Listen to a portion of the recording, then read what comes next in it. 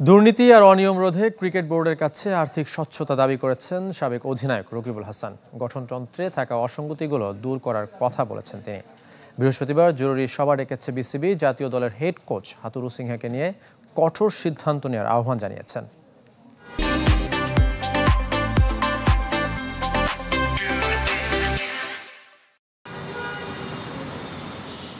বিসিবিতে পরিচালকের সংখ্যা 23 জন। সরকার পতনের পর নিরুদ্দেশ অর্ধেকেরও বেশি। ফারুক আহমেদ ও নাজমুল আবেদিন যোগ দেওয়ার পর চলছে স্ট্যান্ডিং কমিটির রূপরেখা। একাধিক বিভাগের দায়িত্ব পেতে যাচ্ছেন টিকে থাকা 9 পরিচালক। সপ্তাহ ব্যবধানে সভা রেখেছে বিসিবি।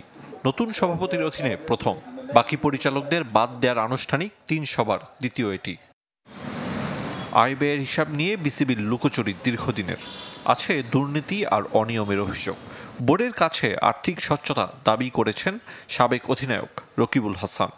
আমাদের সারা বছরের যে অর্থনৈতিক কর্মকাণ্ড যেটা হয়েছে, যে সারা বছরের আয় কত ছিল, কত ব্যয় ছিল, আমরা সেটা কেন আপলোড করব না? সেটা করে দেওয়া উচিত। জনগণের রাইট আছে, আপনাদের অধিকার আছে যে জানার। সাবেক 5 অধিনায়কের ভোটাধিকার থাকলেও সুযোগ নেই নির্বাচনে দাঁড়ানোর। গঠনতন্ত্রে থাকা এমন অসঙ্গতির সংস্কার চান রকিবুল হাসান। আমরা বোর্ডের কাউন্সিলর থাকবো, আমরা ভোট দিতে পারবো, কিন্তু আমরা নির্বাচন করতে পারবো না। এটা তো আমার ফান্ডামেন্টাল রাইটকে খর্ব করা হয়েছে। আমার fundamental right. If I M A voter, আমি যদি ভোটার হয়ে আমি কেন নির্বাচন করতে? তো এই জিনিসগুলোকে ঠিক করতে হবে। জাতীয় দলের হেড কোচ চন্দিকা হাথুরু সিংহাকে নিয়ে বিস্ফোরক মন্তব্য করেছেন রকিবুল হাসান। এ লঙ্কানের ব্যাপারে বিসিবিকে কঠোর সিদ্ধান্ত নেওয়ার আহ্বান। হাথুরু সিংহা এদেশে ভালো করতে আসে না, এদেশে ক্ষতি করবে। বাট আমি মনে করি হাথুরু সিংহা মাস্ট গো। তাকে যদি এখানে রাখতে হয়, তাকে দিয়ে আমি বলবো যে তুমি মেক এ প্রোগ্রাম আমাদের, তুমি যদি আরও 1.5 বছর থাকো, তুমি একটা লং টার্ম প্ল্যান আমাদের দাও।